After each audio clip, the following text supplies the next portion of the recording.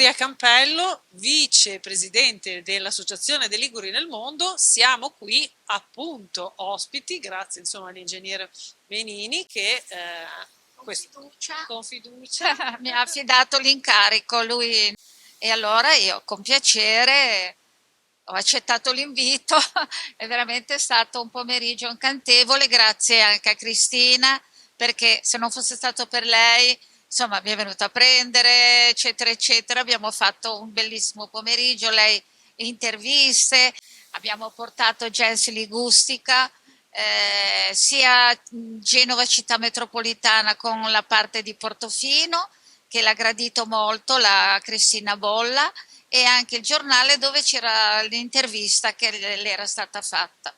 Un pomeriggio incantevole, interessantissimo. Cristina Bolla è una persona modesta, eppure poi gli applausi e il riconoscimento gliel'hanno fatto chi di dovere e giustamente è stata molto molto molto omaggiata da tutti.